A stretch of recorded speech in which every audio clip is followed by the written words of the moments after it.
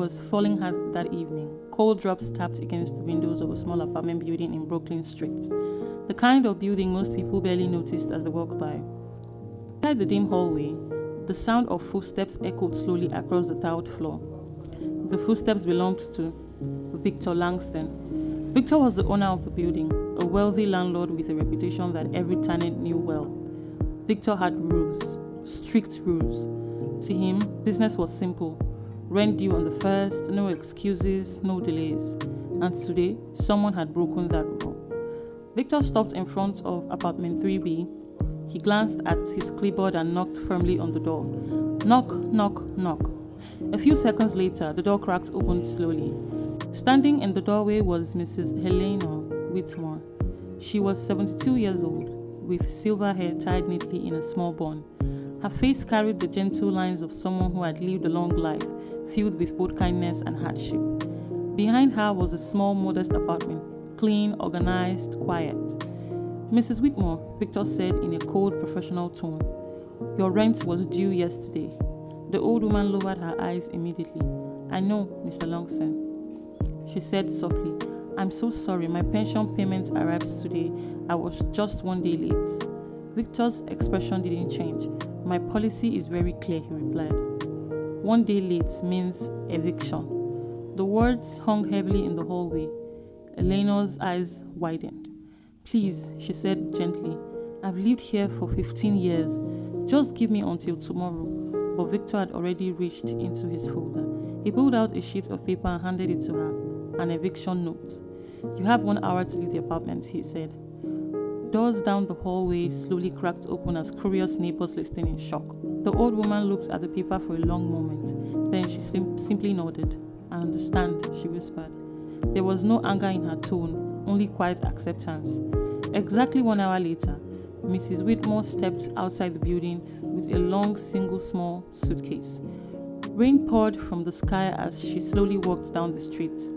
Victor locked the apartment door behind her without hesitation. To him, it was just another business decision. But later that night, something unexpected happened. Victor returned to the empty apartment to inspect it before putting it up for rent again. The room felt strangely quiet. Most of Eleanor's belongings were gone, except for one small table in the corner. On top of the table sat an old, worn photo album. Victor frowned. He picked it up and flipped through the pages. Old family pictures, birthdays, holidays, memories frozen in time. Then suddenly, Victor froze. One photograph stopped him cold. The image showed a house completely engulfed in flames. Firefighters surrounded the burning building, and standing in the center of the photo was a young woman carrying a small boy wrapped in a blanket. Victor's heart skipped.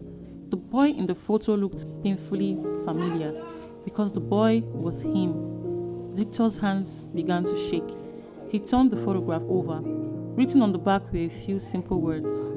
Eleanor Whitmore, the brave woman who saved young Victor Langston from the house fire, June 12, 1989. Victor's breath caught in his throat. Memories flooded back all at once. He was 7 years old then. The smell of smoke, the sound of fire crackling through the walls, the fear, the crying. He remembered being trapped inside his bedroom while the house burned. He remembered screaming for help, and then a neighbor had run inside the burning house, risking her life. Moments before the roof collapsed, she carried him outside to safety.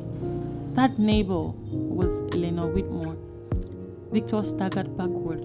The woman he had just thrown into the rain had once risked everything to save his life. Victor dropped the photo album and ran outside of the apartment. The storm outside had grown even stronger. He searched the streets asking the neighbor, "Have you seen her?" An old woman, silver hair, carrying a suitcase, but nobody knew where she had gone. It turned into hours. Finally, a neighbor spoke. She mentioned going to the hospital earlier, the neighbor said. Victor didn't waste another second. He jumped into his car and sped through the rain towards the city hospital.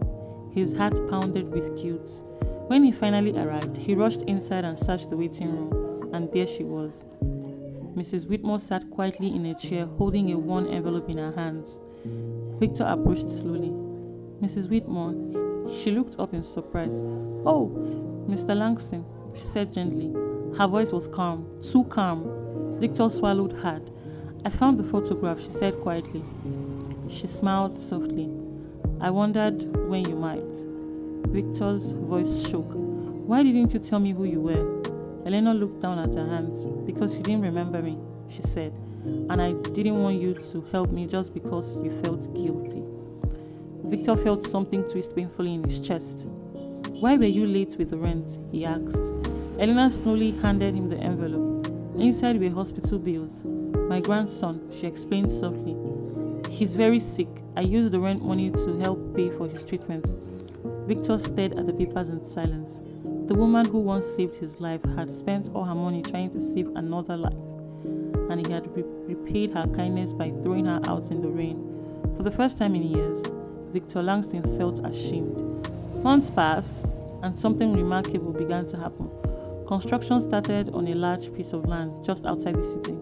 People thought Victor was building another luxury apartment complex, but they were wrong.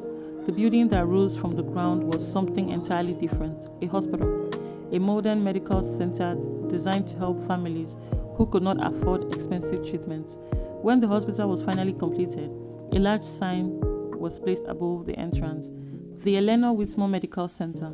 On the day the hospital opened, Victor invited Eleanor to the ceremony. She stood beside him as the ribbon was cut. Tears filled her eyes as she looked up at the building. You didn't have to do this, she whispered. Victor shook his head slowly.